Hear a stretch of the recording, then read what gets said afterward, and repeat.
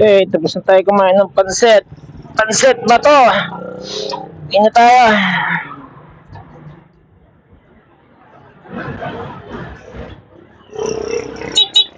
Yeah. Diba?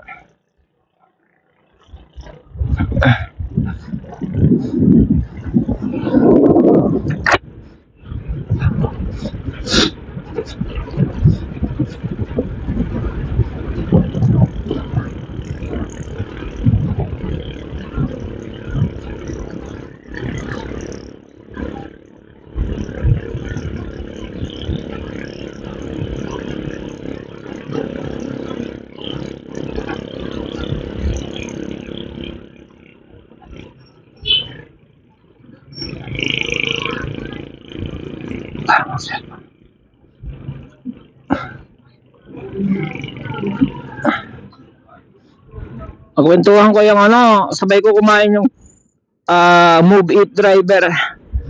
Naka NMAX. Ang NMAX pala 7 liters ang full tank from ang capacity. 7 liters. Tapos 2 days daw niyang gamit. Yung 7 liters na yan. Maghapon yun Siyempre maghapon yun, di ba? 7 liters. Palagay mo so 3 liters per day. Ha? Di layo pala ng layo pala ng mileage ng NMAX para sa 150.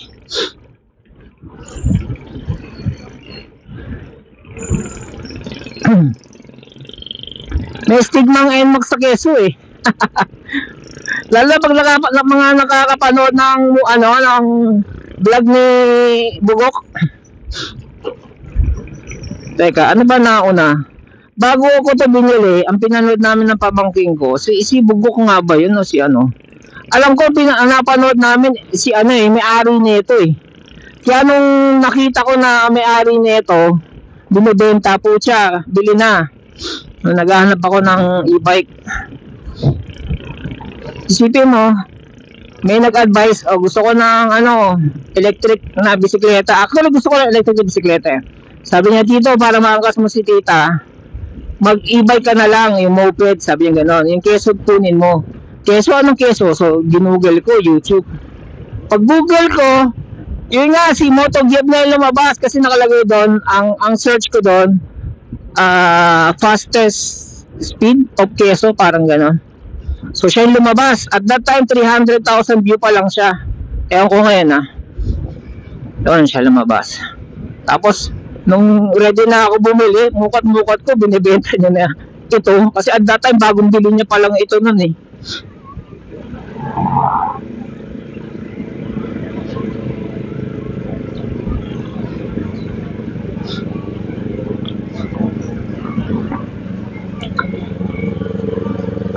Last time pala na nag-deliver ako dati dito sa lugar na to, naka-lead acid pa lang to. Big bike naka-lead acid pa lang to. Nung nung tawag na ito,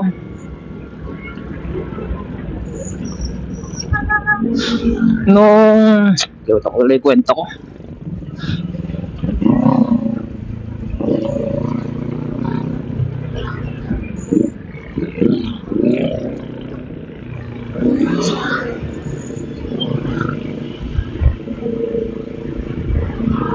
Solid pala to, fuck.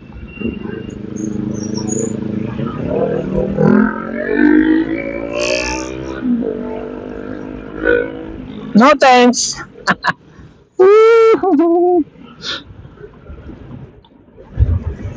Kasi speed kills The faster you go, the deadlier it gets kapag sumemplang ka. Ang pinag-uusapan lang natin yung sarili mong semplang paano kung head on? Di sure ball yun. Tangina, head on. Huwag ka na magpapabuhay pag nag-head on ka. Baka, naku, putang ina talaga. Ayoko talaga magtulin. Bago pa ako nagmotor noon ulit, dati yung video na sa YouTube kasi dati, hindi siya gaano pang nung bago pa lang YouTube noon, nung year nasa Dell ako noon Bago pa lang YouTube noon. Talaga, nasa YouTube yun. Niisip ko kung saan ko napanood yun, ha. Kasi yung video na yun, video siya na nakamotor. Yung motor niya parang barako style. Ganyan, barako, parang ganun. Pan-tricycle motor. Nagulungan siya ng 10-wheeler. Okay? Siguro, akala ng driver, puta, nakapatay ako. Ganun, ano. Tangina! Pasintabis ako makain na nanonood nito. I-post mo muna kung makain ka. Buhay! Yung nakamotor. Buhay pa. Nag-i-struggle. Ginagapang niya sarili niya. Oh, okay. Sabihin mo na paano. Nagulungan siya ng 10-wheeler. Na paano? Ano nangyari? Bakit siya buhay? Nagulungan siya saan? Sa tiyan. Nagulungan siya sa tiyan. Okay? Nagulungan siya sa tiyan. Humiwala yung tiyan niya. Yung paa niya sa katawan niya. Sa upper torso niya. Oh. Ang 10-wheeler, di ka bubuhayin yan eh. Napuruan ka niyan. So, ito na. Humiwala yung katawan niya sa yung paa niya sa upper torso niya. Kita talaga. Kita dun sa video. Ano YouTube yun? Parang restricted pa lang sa YouTube yun at that time eh. Kailan lang ba lumabas YouTube? 2011? Oh, nasa call center ako. Ano ako eh. 2007 pa lang eh. So, yeah, possible. So, ganyan ang pinapanood ko, yung mga disgrasya, mga ganyan-ganyan, ano.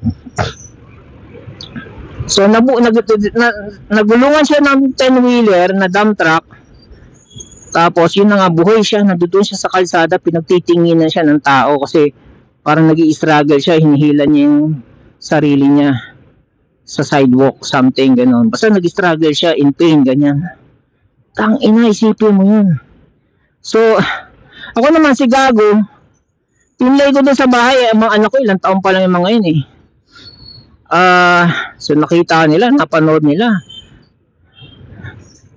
Kaya tuloy mga anak ko, ayaw nang magmotor. Ako naman ayaw ko magmotor eh. Napilitan lang ako magmotor. Napilitan ako nung nag-driver ako sa kuya ko dahil yung motor niya, Lipan, ano yun, kala mo Easy Rider big bike. Pero 150 lang din siya, tapos China siya. Tapos may radiator, alam talaga big bike. May radiator, ganyan. Sirain, grabe sirain. Kaya na-stock lang yun. Aside from that, hindi na ako gaano talaga nagmamotor. Ni-stock nga yun eh. Ngayon lang ako napamotor ulit. Actually, bisikleta lang ako. Kaya lang may mga kami, meron kami mga event na inaatinan, birthday, ganyan. At that time, lagi lang kami nag-grab. O, di ba? Para mabango ka pa pagdating mo doon sa birthday, di ba? Minsan dadalawa lang kami ni teacher umaaten. Naglakihan na may mga trabaho ng mga bata, mga anak namin. Di dalawa lang kami. Tapos minsan pag yung tipong nakatamad magpunta, ganyan, mag-grab gagas. Magkano grab? 400, ganyan. Tuloy kami umaten. Doon ako napaisip, sabi ko kung may motor man lang or e-bike, para pagdating mo doon, hindi ka amoy usok. Ayun, niisip ko. Hindi ka amoy usok pagdating mo. Kaya na ako sa e-bike talaga. Napakaganda ng e-bike, totoo lang. E-motorcycle for that matter, napakaganda.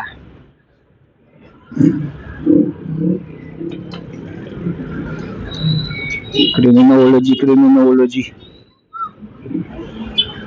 Helmet mo pang bike.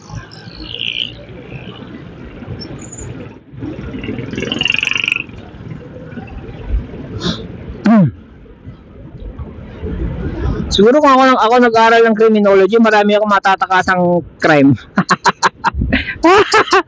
The more kasi na alam mo, the more na alam mo pa paano lusutan, di ba?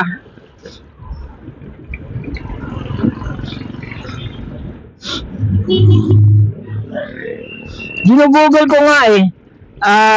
Ano ba sabi ko sa Google? Hindi, actually, hindi naman ko ChatGPT. Kaya hindi ko na in-install dito yung ChatGPT. Masyadong safe sumagot eh. Sabi ko, ilan ba ang law meron sa Pilipinas? Hindi niya masagot. Hindi, safe yung sagot niya lagi. Google ka na lang sa Google ka na lang sa parang saligang batas, ganun. Lagi siya nagre-refer, kahit anong itanong ko sa kanya, lagi siya nagre-refer. Sabi ko po siya. Parang sa buhay mo. Gusto ko kasi malaman kung gaano karami ang batas meron tayo. Tapos sa batas na yan, ano ba, sinabi, we have 250,000 laws. So, yan. Sa buong Pilipinas. Tapos may mga per city pa yan, ganyan-ganyan, di ba? Per municipality, per LGU, ganyan-ganyan, di ba? Sa 250,000 na yon, okay? Paglabas mo ng bahay, pag-apak mo ng bangketa, what are the odds na makaka-break ka ng batas whether alam mo or hindi? Yun yung mga tanong ko, di ba? So, kung sakaling si ChatGPT ay tunay na ChatGPT at sasagutin yung tanong ko, kunwari sinagot niya yung ganun tanong ko, we have 250,000 law, ganyan-ganyan. And as per statistics, ganyan-ganyan. Paglabas mo pa lang ng bahay, the odds na ikaw ay makakapag break ng law ay 1:2 ganyan. So parang to prove myself, may point na napakadaling makapag-break ng law. Yon, ibig sabihin, whether you know the law or not. Okay. Kasi ignorance of the law is no excuse, di ba? Ignorance of the law is no excuse.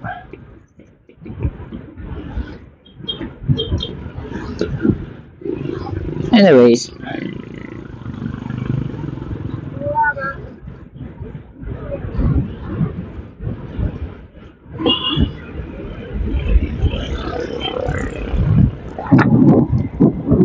ang kate ng shades ko. Parang gusto ko na tuloy yung helmet na kukunin ko, yung tawag sa ganung collapsible. Tawag sila doon, kalimutan ko na. Kasi kapag hindi mo nahuhuba, hindi ko usap pa ba ako? Hindi mo nahuhuba rin yung yung helmet pag collapsible. Katulad kanina, nagtatanong ako doon sa pares, hindi niya ako marinig kasi nga may nakaharang sa bibig ko. Ganun.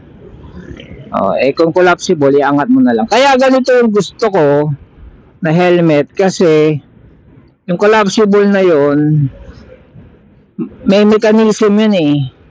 Kapag sumalpok ka at una yung mukha mo, mas maganda yung netong ganitong helmet na full face, permanent. Mas maganda yung tibay nito na ganitong full face kesa sa collapsible.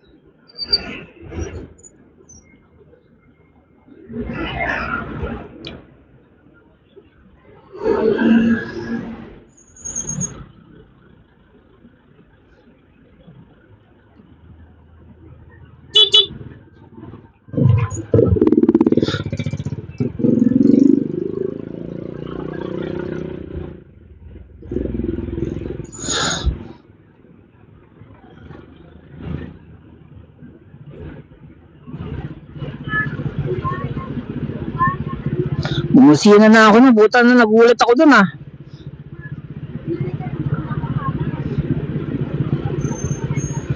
least bumusina ako, diba? May ilaw ba ako? Puta, wala pala akong ilaw. Fuck. Ang importansya ng gumagamit ng ilaw. Kasi may epekto yun sa ganitong tanghalan, tapos sa kasalubong siguro.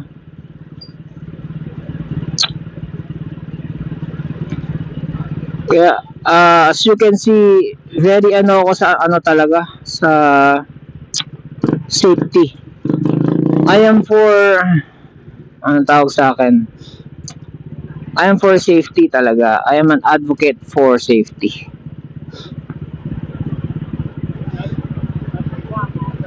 Tulad na itong mga naka-short, mga naka-chinelas, naka-t-shirt, ganyan, di ba? Hindi mo masabi, you'll never know. Kailan kasi simple lang. Yung mga sinesemplang, after sumemplang, pag in-interview mo yan, ang sasabihin ba niya, alam niyo, alam ko sinesemplang ako ngayong araw na to, kaya naka-full gear ako eh. No. Yung mga sumemplang na yan, pag tinanong mo yan, may biglang lumitaw eh, alam ko lang eh, bumuro na ako, di ba? Ang semplang, hindi mo yan, darating yan na hindi mo yan na-expect. Kaya always be prepared sa pagsemplang.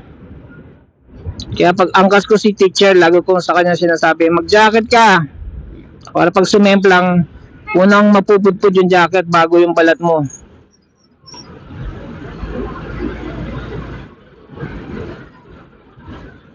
Dapat nga may training pa yan siya na kapag sumemplang tayo at tumilapon ka, ang una mo ililigtas sarili mo. Tumingin ka sa paligid, left and right, sa mga incoming na vehicle. Kung kaya mo pang tumayo be alert. Be alert pa rin. Ibilisan mo yung recovery mo kasi syempre may shock pa dun eh. Depende rin sa pagkakalakas ng impact Pero may shock pa ron, be alert. Yung mga incoming na traffic, mo, puta wala pala akong fans, shit, kaya palang hina ng hatak. Yun ang advantage ng fan.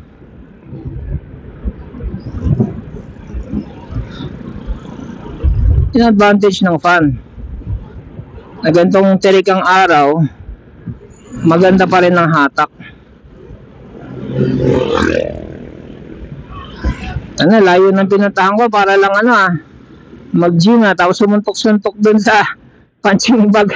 Punching bag nila, lambot. Parang pansit. Kagandahan doon, pwede mo suntokin ng walang gloves. Kung dun lang pala ako susuntok di dadala ng gloves. Lambot ng niya. Kung hindi lang ako nangihinayang dito sa glove ko sa pang-motor, ito lang actually, pinusuntok ko na to dun Pero feeling ko hindi to magtatagal pag doon ko gagamitin lagi. Pakalambot ng punching bag. Hindi kagaya ibang punching bag na puta, kalug ang utak mo.